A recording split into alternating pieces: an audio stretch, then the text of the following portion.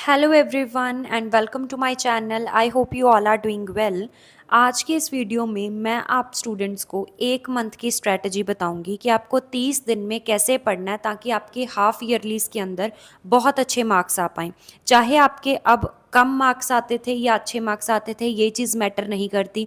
अगर आपने आज की स्ट्रेटजी को फॉलो कर लिया तो आपके डेफिनेटली 90 प्लस आएंगे। चाहे आपके 50 आ रहे थे या 60 आ रहे थे, डजेंट मैटर। बट इस स्ट्रैटेजी को ज़रूर फॉलो करना, हाफ ईयरलीज में ही आपको इसका रिजल्ट देखने को मिल जाएगा। बहुत ही रियलिस्टिक सा प्लान बताऊंगी, कुछ भी कॉम्प्लिकेटेड नहीं है। तो देखो, सबसे पहले एक क्वेश्चन आता है कि क्या मैं 30 डेज़ में इतने अच्छे मार्क्स स्कोर कर सकता हूँ या कर सकती हूँ। तो येस, डेफिनेटली आप कर सकते हो। आपको मैं 10-10 घंटे पढ़ने के लिए नहीं बोलूँगी, ठीक है। और आपको एक स्मार्ट प्लान की ज़रूरत है जो मैं आज बताऊँगी, और इस प्लान को आपको हर रोज़ फॉलो करना है। कंसिस्टेंटली आपको ये चीज़ को फॉलो करना है, ठीक है। और थोड़ी सी एफर्ट्स डालने की ज़रूरत है बस। अब देखो, पहली बात मैं ना प्रॉब्लम डिस्कस करूँगी कि बहुत सारे बच्चे एवरेज क्यों रह जाते हैं। हर वीडियो में मैं ना प्रॉब्लम ज़रूर डिस्कस करती हूँ। तो क्या रीज़न है बच्चे एवरेज रह जाते हैं और कुछ बच्चे टॉपर बन जाते हैं। देखो, सारा ना आपके एफर्ट्स के ऊपर डिपेंड करता है। सबसे पहले आपके पास कोई प्लान नहीं होता। जो एक एवरेज स्टूडेंट है ना, पेपर से एक दिन पहले पढ़ता है, कोई उसके पास प्लान नहीं होता। जस्ट उसने एक दिन पहले सिलेबस कवर कर लेना होता है। सारा सिलेबस जो है एक दिन में पढ़ना होता है। और रीडिंग वो बच्चा करता है बिना कुछ समझे, सिर्फ रीड कर रहा है, दैट्स इट।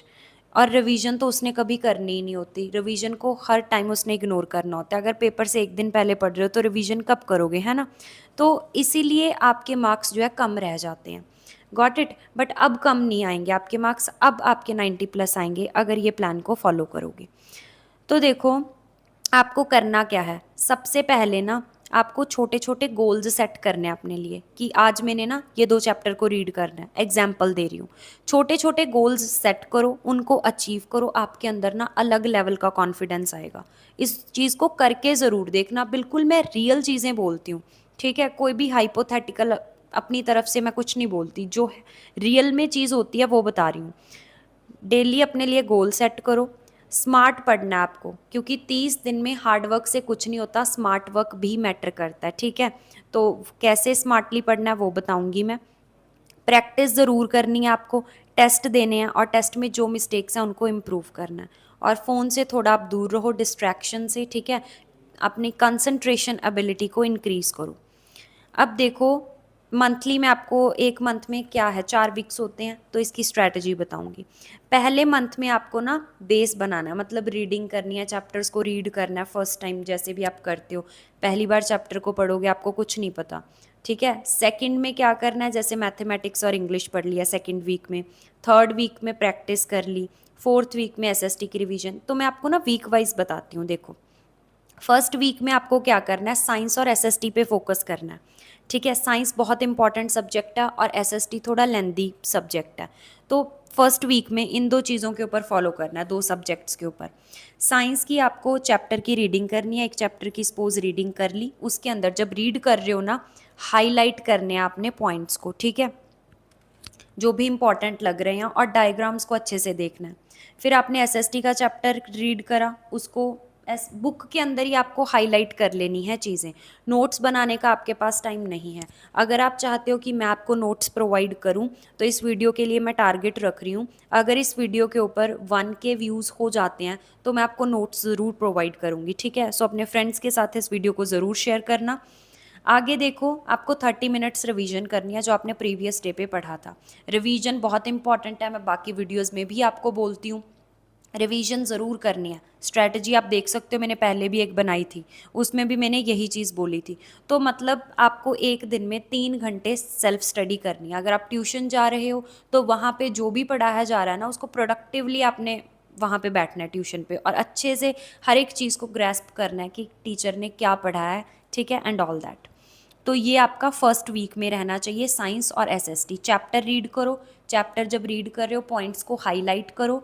हाईलाइट कर लिया और फिर अगले दिन उसकी रिवीजन करो। जो ये मैंने लिखा हुआ है ना, 30 मिनट्स रिवीजन, अगले दिन हाईलाइटेड पॉइंट्स को पढ़ो।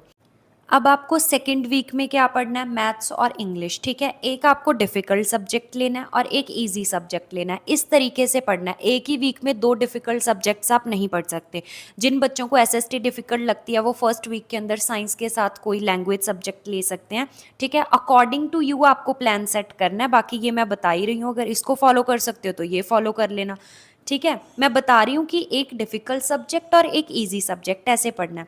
अब सेकंड वीक में आपको साइंस, मैथ्स और इंग्लिश पे फोकस करना है। साइंस और मैथ्स तो बहुत इंपॉर्टेंट है, ठीक है।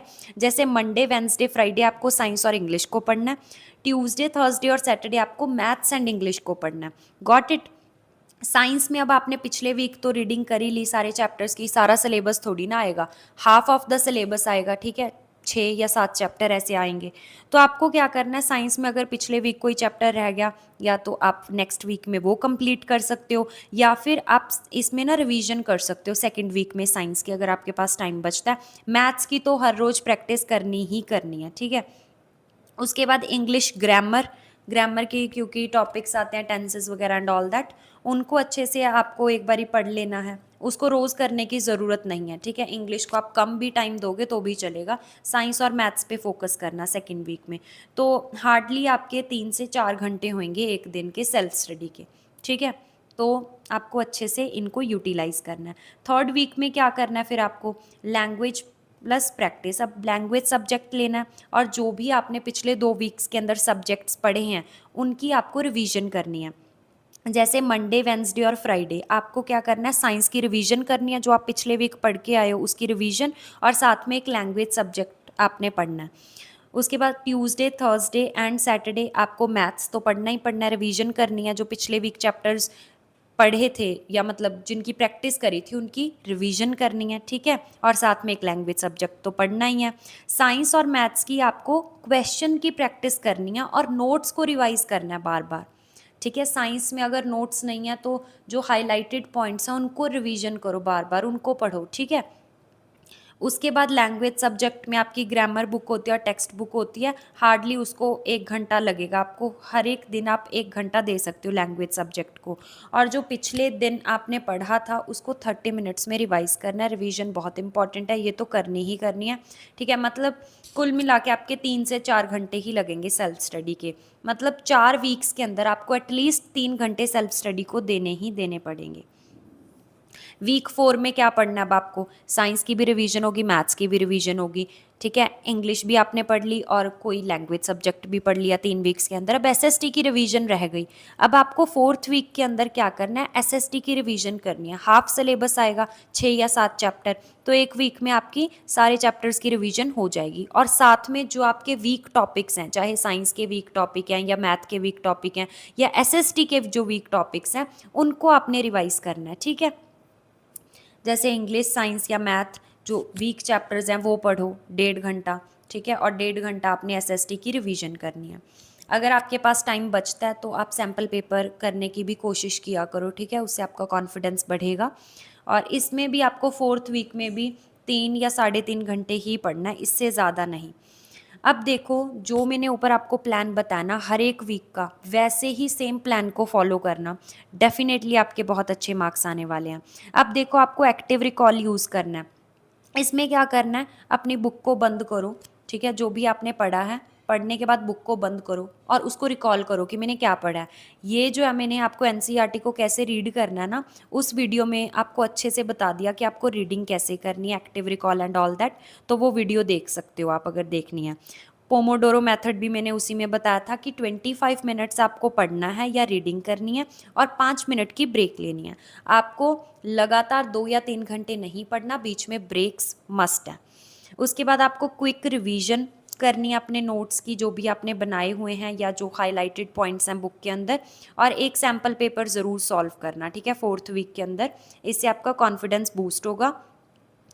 उसके बाद नेक्स्ट क्या है, अब देखो 50 से 90 पे जब आप जाओगे तो आपके अंदर क्या क्या चेंजेस आएंगे। पहले आप क्या थे, अनप्लान्ड, कोई प्लान नहीं था क्या करना है, डिस्ट्रैक्टेड थे और आपने कभी भी रिवीजन नहीं करी। अब जो मैंने इस वीडियो में बताया, इसके बाद आप क्या बन जाओगे, कंसिस्टेंट पर्सन। आपके पास एक स्ट्रैटेजी है और आप में कॉन्फिडेंस भी आ चुका है। आई होप इस वीडियो को देखने के बाद आप फॉलो ज़रूर करोगे, स्ट्रैटेजी को करके देखना, हाफ ईयरलीज में आपको रिजल्ट दिख जाएगा। ठीक है, it's not about being perfect, आपको परफेक्ट नहीं बनना, बट अपने आप को बेटर करो।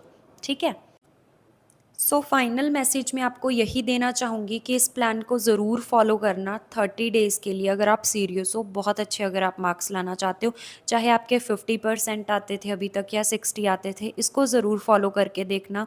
You will definitely get very good marks. ठीक है, 30 डेज़ का सिर्फ मैंने प्लान बताया और मैं आपको 8-8 घंटे पढ़ने के लिए बिल्कुल नहीं बोला, सिर्फ 3 या 3.5 घंटे आपको पढ़ना है हर रोज़, वो भी 30 डेज़ तक।